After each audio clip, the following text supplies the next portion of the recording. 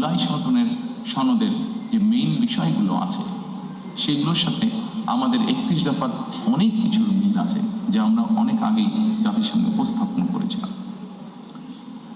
সম্মানিত উপস্থিতিবৃন্দ, অবশ্যই আমরা জানি 2024 সালে যে গণ অভ্যুত্থান হয়েছে, সেই গণ অভ্যুত্থান হয়েছিল ফ্যাসিবাদের বিরুদ্ধে। এবং এই মুহূর্তে আমরা বাংলাদেশের যে কোনো প্রান্তরে যে কোনো মানুষের সাথে যদি কথা বলি, যারা গণতন্ত্রে বিশ্বাস করে, যারা দেশের স্বাধীনতা সার্বভৌমত্বে বিশ্বাস করে, এরকম জ্ঞান সম্পন্ন যে কোনো মানুষের সাথে করি, প্রত্যেকটি মানুষ এক বাক্যে বলবে যে অবশ্যই আমরা ফ্যাসিবাদের পুনরাবৃত্তি চাই না। এবং যেহেতু আমরা ফ্যাসিবাদের পুনরাবৃত্তি চাই না, দলমত নির্বিশেষে প্রত্যেকটি মানুষ এই কথা বলবে, সেজন্যই আমরা এটিকে গুরুত্ব আরোপ করেছি। এবং এই ফ্যাসিবাদের পুনরাবৃত্তি যদি না চাই, অবশ্যই আমাদেরকে ডেমোক্রেটিক প্রসেস বা গণতন্ত্রের চর্চা আমাদেরকে অব্যাহত রাখতে হবে। ক্লিংকার বেশি থাকলে সিমেন্ট বেশি খাঁটি। আনোয়ার সিমেন্ট। আমরা জনগণের শাসনের কথা বলি। সম্মানিত উপস্থিতিবৃন্দ, জনগণের কাছে আমরা শাসনের কথা বলি, জনগণের অধিকার প্রতিষ্ঠার কথা বলি। আমি ব্যক্তিগতভাবে একজন রাজনৈতিক কর্মী হিসাবে মনে করি, বিশ্বাস করি দৃঢ়ভাবে, যে জনগণের শাসনের যদি আমাদের প্রতিষ্ঠিত করতে হয়, জনগণের যদি আসলে আমরা ভাগ্যের পরিবর্তন করতে চাই, তবে একটি বিষয় আমাদেরকে নিশ্চিত করতে হবে, সেটা হচ্ছে জবাবদিহিতা বা অ্যাকাউন্টেবিলিটি। আমাদের সমাজের প্রত্যেকটি স্তরে, রাষ্ট্র পরিচালনার প্রত্যেকটি স্তরে, সরকার পরিচালনার প্রত্যেকটি স্তরে ধীরে ধীরে আমাদেরকে অ্যাকাউন্টেবিলিটি বা জবাবদিহিতা আমাদেরকে প্রতিষ্ঠিত করতে হবে। অর্থাৎ যারা যে দায়িত্বে থাকবেন তাদেরকে অবশ্যই জনগণের কাছে কোনো না কোনোভাবে তাদের কাজের জন্য জবাবদিহিতা করতে হবে, অ্যাকাউন্টেবল থাকতে হবে তাদেরকে। আমরা যদি বিগত 16-17 বছরে যা হয়েছে আমরা দেখেছি, খুব সহজে আমরা একটি কথা বলতে পারবো, যেহেতু ভোটই ছিল না, দেশে নির্বাচন ব্যবস্থাই ছিল না, ফলে জবাবদিহিতাও ছিল না। এবং জবাবদিহিতা ছিল না বলেই আমরা অপশাসন দেখেছি, জবাবদিহিতা ছিল না বলেই আমরা দুর্নীতি দেখেছি ট্রিমেন্ডাস হারে। সম্মানিত উপস্থিতিবৃন্দ,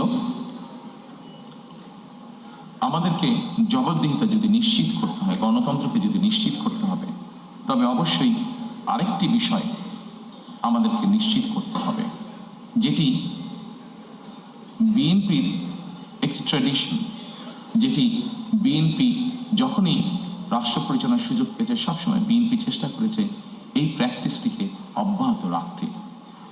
গণমাধ্যম এবং মত প্রকাশের স্বাধীনতা, কারণ গণমাধ্যমের স্বাধীনতা যদি না থাকে, মত প্রকাশের স্বাধীনতা যদি না থাকে, তাহলে অবশ্যই জবাবদিহিতাকে আমরা ধরে রাখতে পারবো না। এবং সেই জন্যই রাজনৈতিক কর্মী হিসাবে এবং আমার দলের অবস্থান থেকে আমরা দৃঢ়ভাবে যে কোনো মূল্যে এই ব্যাপারটিকে নিশ্চিত করতে চাই। প্রিয় উপস্থিতিবৃন্দ, আমরা যদি 2001 থেকে 2006 সাল পর্যন্ত পত্রপত্রিকাগুলো দেখি, আমরা দেখব সেই সময় পত্রপত্রিকাগুলো স্বাধীনভাবে তাদের মতামত উপস্থাপন করেছেন বা বক্তব্য তুলে ধরেছেন।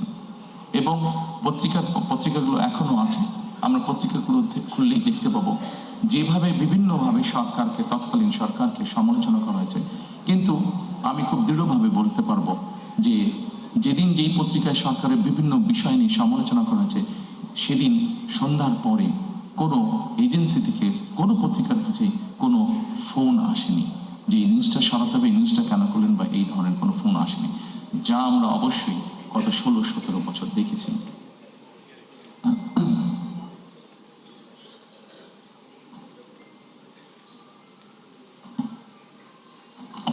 সম্মানিত উপস্থিতিবৃন্দ, এরপরে আমি মুক্তিযুদ্ধ এবং গণ অভ্যুত্থান, আমাদের রাষ্ট্র ব্যবস্থার দ্বিতীয় যে স্তম্ভটি বা গুরুত্বপূর্ণ বিষয়, আমি সেখানে দেখতে চাইছি। মুক্তিযুদ্ধ এবং গণ অভ্যুত্থান অত্যন্ত দুঃখজনক হলেও আমরা দেখেছি গত 16 বছর আমাদের জাতির যে গর্ব, যেটি নিয়ে আমরা যতদিন এই দেশটিকে থাকবে, আমরা ততদিন যা নিয়ে গর্ব করব তা হচ্ছে আমাদের দেশের স্বাধীনতা ও মুক্তিযুদ্ধ। আমরা দেখেছি কিভাবে এই মুক্তিযুদ্ধটিকে একটি পরিবার বা একটি দলের সম্পত্তিতে পরিণত করার চেষ্টা করা হয়েছে। সম্মানিত উপস্থিতিবৃন্দ, আমরা মনে করি নিরপেক্ষভাবে মুক্তিযুদ্ধের স্মৃতি সংরক্ষণ করা এটি একটি জাতীয় দায়িত্ব এবং আমরা সকলের এর সাথে নিয়ে সকলের পরামর্শক্রমে উপদেশক্রমে আগামীতে এই বিষয়টিকে আমরা উপস্থাপন করতে চাই নিরপেক্ষভাবে জাতির সামনে। এরপরে আরেকটি গুরুত্বপূর্ণ বিষয়ের দিকে আমরা নজর দিতে চাই। গণ অভ্যুত্থানের শহীদ পরিবার ও যোদ্ধাদের কল্যাণার্থে আমরা এর ভিতরেই এটি বলেছি যে মুক্তিযোদ্ধা মন্ত্রণালয়ের মধ্যে আমরা একটি ডিপার্টমেন্ট তৈরি করতে চাই, যেটির কাজ হবে 2024 সালে যে গণ অভ্যুত্থান হয়েছে এবং বিগত 16 বছর ধরে গণতন্ত্র পুনরুদ্ধারের আন্দোলনে বহু মানুষ যারা খুন গুম শিকার হয়েছেন, যারা বিভিন্নভাবে নির্যাতিত হয়েছেন, এই মানুষগুলোকে আমরা কিভাবে সহযোগিতা করতে পারি, কিভাবে এদের পাশে দাঁড়ানো যায়, সেই ব্যাপারে আমাদের একটি পরিকল্পনা রয়েছে আলাদা একটি ডিপার্টমেন্ট তৈরি করার মাধ্যমে।